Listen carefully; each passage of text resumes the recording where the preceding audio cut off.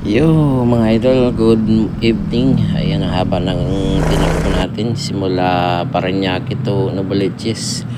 Ayan, pinunta natin dito si Kuya Rodel Castro. Ayan, dito daw siya sa may barangay na tulog. Nagpaalam daw siya dito sa may barangay, kaya puntahan natin. Ayan, magtatanong tayo dito sa may barangay. Ayan, puntahan natin.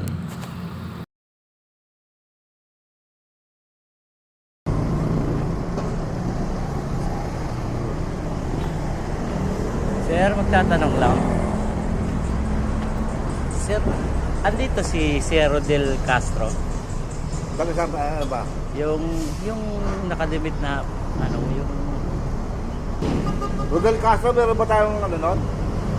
Rodel Castro, yung nakasando lang siya. Ay, yung tao. Nakahiga, naghahanap. Yan. Ayan, mabilis sa akin dinuro ni ano na nakasando. Ayan, nandito daw sa loob. Punta na natin mga idol. Record niya na. Ayan, sarap ng tulog ni Kuya Rodel.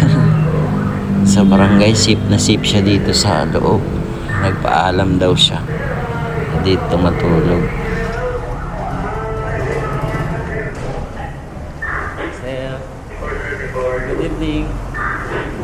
Ano, kumusta? Dito ka natulog? Ay, sir. Ayan.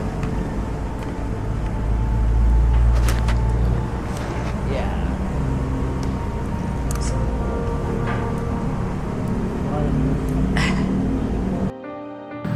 Ayan, kinuha na nga yung aking pangalan, apelyido, tsaka kung saan ako nakatira, taga saan lugar. Ayan, kung anong purpose ko kay Kuya Rodel. Tinanong na ako. 4 na araw na. Bali, lumapit lang siya sa akin. Tapos naging ng ano, pangkain. Tapos, nawa naman ako sa kanya. Binigyan ko naman siyang pangkain niya. Tapos gusto ko siyang pauwi sa Bicol eh. Nawa ako sa kanya. Sa Sugod. Kababayan ko eh. Meron naman siya. Oo. Yun, Karima. Ayan, tinanong na ako ng barangay kung anong purpose ko. Ayan, gusto ko lang matulungan si Kuya Rodel. Yun ang sabi ko sa barangay. Rodel Castro.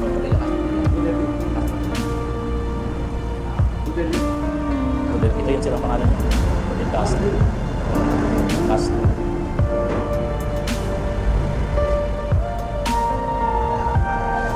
Pinitig sa ko ni ate kung masa ka daw. Tumawag sa akin yung barangay.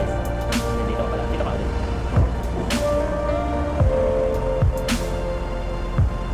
Buti naisipan mo, hindi ka mag-ano, paalam ka.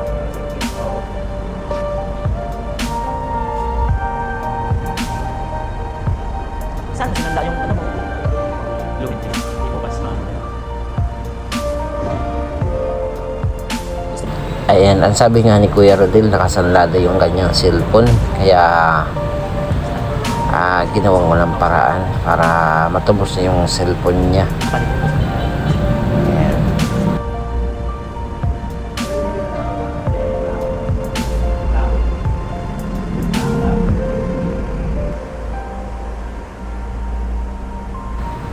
Ayan, sabi ni barangay need daw ng picture para ano daw, may souvenir ako.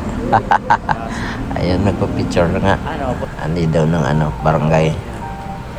Ayan, nag-usap na kami ni Kuya Rodel about sa kanyang cellphone na nakasanla.